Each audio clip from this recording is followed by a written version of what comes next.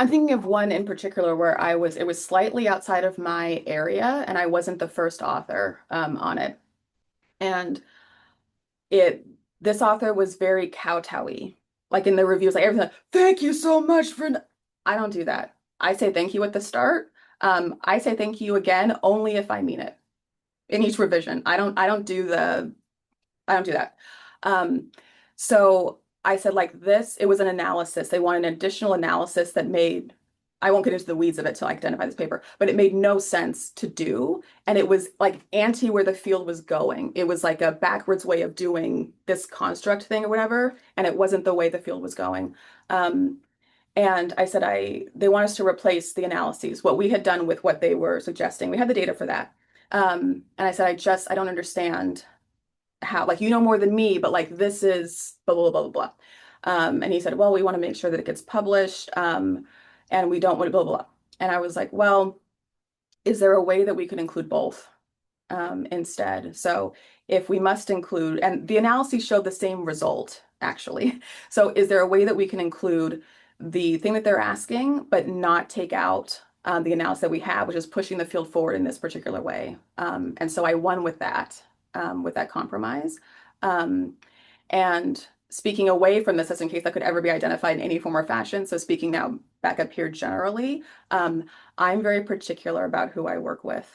And so if I try something with somebody and we're not aligned with like the goal isn't publication first, the goal is good work first.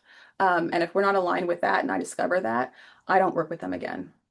Um, and there are things that um, it's difficult to always know that. Like you might have had multiple conversations, you might think that you're on the same page, you might assume you're on the same page, and then here you are and you're kind of stuck.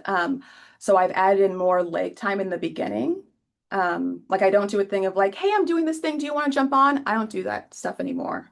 Um, and I have pulled out of multiple papers if I felt there was something unethical authorship wise going on, or if there was something content wise, like you're describing, I'll say like, go ahead and take me off of the paper.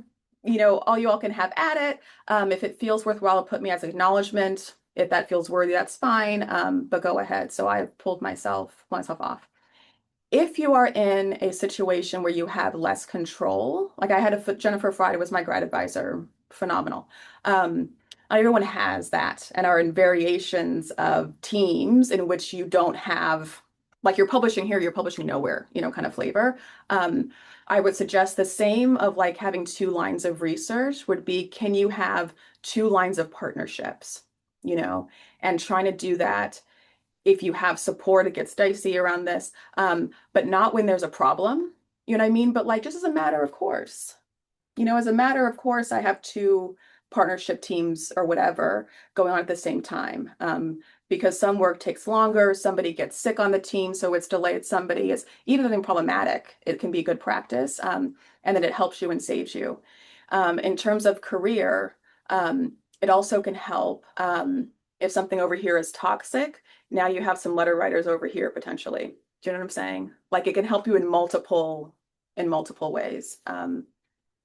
And potentially emotionally too, the same thing of like, oh, I'm not an idiot when I'm publishing betrayal trauma theory work of like, if it's toxic over here, but it's not over here, then it can be easier to start to externalize what's happening over here in this one.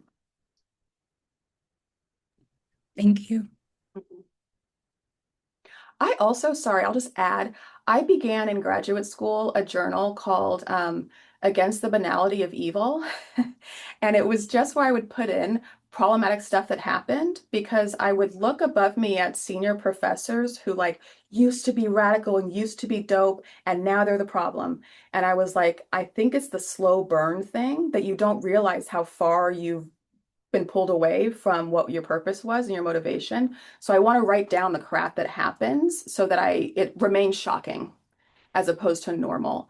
And so that uh, text is like 300 pages. I think I only wrote it in graduate school. Like it was just when I was a graduate student. And I've threatened internally publishing it one day when I'm like very established. We'll see if I actually do that or not.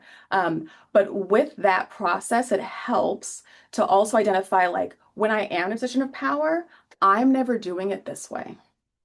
So when you are like truly helpless, like you can't. You're going to be homeless, you're going to be on this research team. Like that's where you're at. Like you're in situations like this that like you're stuck. I have found it very helpful to be like, cool, I'm stuck. I cannot right now. But I'm going to do it differently in the future. And I'm going to make sure I remember how. I deal with teaching quite a lot. And there's lots of joy, vindication, etc. With that when you're in the position to change things and you do change it.